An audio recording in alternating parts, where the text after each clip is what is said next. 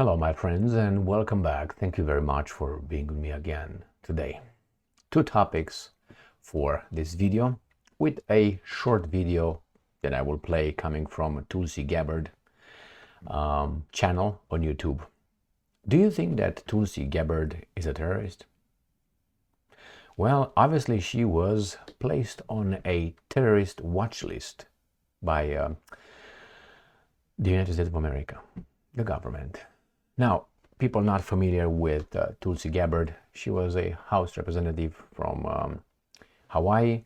She is a doctor. She served, I think, in Iraq, and she tried her hand at the presidency of the United States of America in the Democratic Party, or Democrat Party. That's one subject, which is she a terrorist or not? She is on Quiet Skies terrorist list watch. The other one is Trump's plane conducts an emergency landing. Interesting. Do you remember, I think he was colonel, he never got to be general, Lebedev, remember that guy from Russia? That he had a landing somewhere in Siberia and he died, and he was again trying to get his hand at, or try his hand at the presidency of the Russian Federation. All right, do you know the Raisi, the president of Iran, who had another emergency landing and he died, a month ago or so, 2 months ago? Very interesting, very interesting. Don't you think that those planes are, or should be, the best planes in the world? Like, checked, technical, mechanically perfect. So I picked these two subjects, Tulsi Gabbard and Donald Trump's emergency landing, as some people call it, just to discuss how certain governments became tyrannical and they resembled communists. And no surprise here, because they're mostly owned by the same guys who owned the communist parties in Eastern Europe, including Soviet Union. The same people that were in charge there for some time are in charge here, so they will apply the same tactic. If you don't know who I'm talking about, watch my videos more frequently. So let's start first with this video coming from, as I said, her site, Tulsi Gabbard, and her beginning of the end was when she attacked Hillary Clinton during her campaign, last campaign, and then she lost her seat in the House of Representatives representing Hawaii. And then she, if you remember, destroyed Kamala Harris in 25 seconds in one of the Democrat debates. She was the only one that I really liked. I liked from the Democrat Party. And then she obviously was pushed out and she left the Democrat Party and she's an independent now. But she got kicked out of the possibility that ever she will win a seat, I'm assuming, from the Democratic Party. Why? Because she is a balanced, intelligent, strong woman. Now that is one of those, okay? So let's go over this video first, and then we're going to discuss the implications, and I will connect it with Trump's landing and the assassination attempt and the lack of proper, how do you call it, protection coming from the secret services. And if you're a little bit crazy, as I might be, you can find some common denominators. So let's start with this video. What did Tulsi Gabbard do to get added to the terror watch list? It came the day after she criticized the Biden administration right here on The Angle. Our foreign policy decisions are being made by unelected people in the military-industrial complex who are profiting from us being in a constant state of war, and the national security state that has more power to undermine our freedoms and liberties when we are in a state of war. Kamala Harris does not have the strength to stand up to the military-industrial complex. Okay. I've been saying the same thing, and many others like me, remember. I can still possibly fly. That's not it. She's invited back to the Ingram angle, and she will explain what a whistleblower said about what would be the supervision of Tulsi Gabbard from now on. With your money. Why? Because they need to keep all of us safe. That's wild. Joining me now, Tulsi Gabbard, former U.S. Congresswoman, Fox News contributor. Tulsi, now, you serve this country in uniform, even getting deployed to Iraq. Thank you for going, unlike Tim Walz. And now you're being surveilled. I mean, it's a form of surveillance, or hassling and intrusion upon your freedom to move by the government. What is this? I mean, I didn't believe it really when I first heard about it. I said, oh, that can't be. But how does this make you feel? How can you believe that can't be, Ingram? Are you so naive or just playing around? You are, in Fox News, you should know things, unless you are just an ignorant. Laura, this is a clear act of political retaliation. There's no other way to put it. You laid out this sequence of events the very next day after my conversation with you on the air, warning the American people about how dangerous a Kamala Harris presidency would be. I was placed on this domestic terror watch list, which is called the Quiet Skies list under the Department of Homeland Security. The clear pain and real visceral hurt that comes from this is, as you mentioned, like many Americans, I enlisted because of the terrorist attacks on 9/11, to go after the Islamist terrorists who attacked us on that day, and to now have my own government now turn around and put me on a domestic terror watch list. It hits to the core and is the ultimate sense of betrayal. But we look at why they are doing this. It has a chilling effect. It sends a warning both to me and to anyone else who even thinks about daring to criticize our own government, which is a guaranteed protected right under the First Amendment. Yeah. That we will be subject to a violation of our Fourth Amendment right to privacy through this kind of surveillance. And that's the biggest stress that's been caused by this entire situation, Laura, is now forever. I will always be looking over my shoulder, wondering if and how our government in any of these different agencies is surveilling me, watching me. Are they reading my text messages? Are they listening to my phone calls? Yeah, I was going to say yes, yes, and yes. That's what I would. They have been doing this for some time. If you remember, Edward Snowden told us about this years back there. Yes, at least. Now, in a letter from whistleblower attorney Tristan Levitt, he writes that the special mission coverage in Ms. Gabbard's case reportedly involves 2 explosive detection canine teams, 1 transportation security analyst in explosives, 1 plainclothes TSA supervisor, and 3 federal air marshals on every flight Ms. Gabbard boards. I mean, I'm not laughing, Tulsi, because this is literally like the Soviet Union, China today, North Korea, any totalitarian regime. But Donald Trump's the totalitarian, right? He's the dictator in waiting. Okay. Yeah, this is just, and this is what we know about, and we know about it because of these brave whistleblowers from the Air Marshal Service who are coming forward. What I'm questioning is, what are the things that are happening in our government that I don't know about? How long have they been surveilling me? This is just a recent occurrence. I would not be surprised to know that there are other government agencies who are also being weaponized against political opponents, those who dare to challenge this regime, the Biden-Harris administration.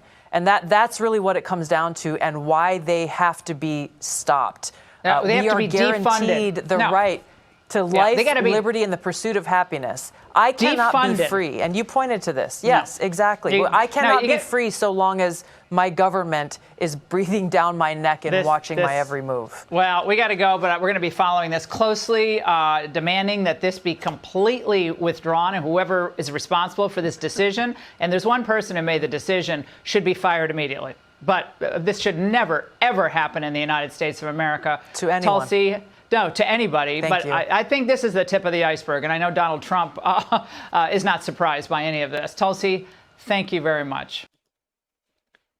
All right. Well, that's the first topic of this morning. And whatever, Angela Ingram, I think she plays dumb, and I think, or she's part of something else. Well, these guys are always starting, so we're gonna stop them, obviously. All right, you ugly mofo. Anyway, this has to be defunded. Is that what it is? Is that how we do it? It's a whole system, and if it's like the mushrooms, you know, the mushrooms just show up after a rain. You can pick them all up. It rains, they come back. So yeah, you do this. That's a good beginning. You could defund them. But remember, all these institutions that we're talking about, let's say FBI, CIA, the military-industrial complex, you're defund them to do what? To make them small? So from a big thief, you're going to make a smaller thief? Or you're going to try to make a no thief? I'm not saying that, so they are needed. They are needed. Now, the extent and the fact that they are not controlled, and the system, this United States of America's system, is rotten. They exist as they are on their own. Who's going to defund the FBI and CIA? These guys are going to find, if you're going to try to do it, let's say in the Senate or in the House, these guys will immediately come with some information about you and a hooker, or you or something else.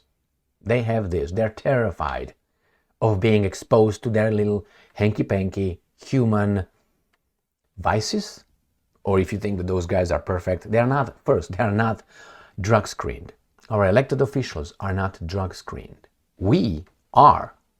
Even if we work at a private company. I'm not talking about the government. You are mandatorily drug screened, which I'm okay, but you should be drug screened as well. That's the minimum requirement. So for me, it's not surprising that she was placed. And yes, I have a gut feeling that she's been surveilled for a long, long time, as everybody else over there. No, I'm not paranoid. I know how these things work. This is the first one. She's gonna need 3 air marshals on 1 woman. Who's paying for that? Let's start with that one. You're gonna defund them. Instead of 3, you're gonna have 1. You should not have any. But nevertheless, I understand the purpose of these, institutions. They need to keep us safe. The problem is, in the name of common good and keeping us safe, they will infringe our liberties. They will limit them, limit, like the communists did. Who was in charge of the Soviet Union? Yeah, the Russians, right? Okay, good. Go and get some names. So that's the first one. The second one, I'm going to go to Donald Trump, and this is an article from Russia Today. Trump's plane, this is from the 10th of August 2024, Trump's plane makes emergency landing. The Republican presidential candidate was heading to a campaign rally in Montana.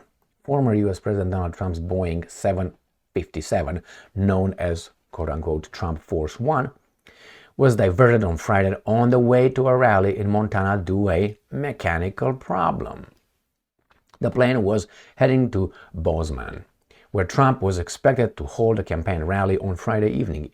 It made an emergency landing in Billings, the staff confirmed. The 2 cities in Montana are around 140 miles to 125 kilometers apart. And I'm quoting, his aircraft had mechanical issues and he was diverted into the Billings Logan Airport. And quote, airport officials said without elaborating on the issues. And I'm quoting, he's continuing to Bozeman on the private jet, they added.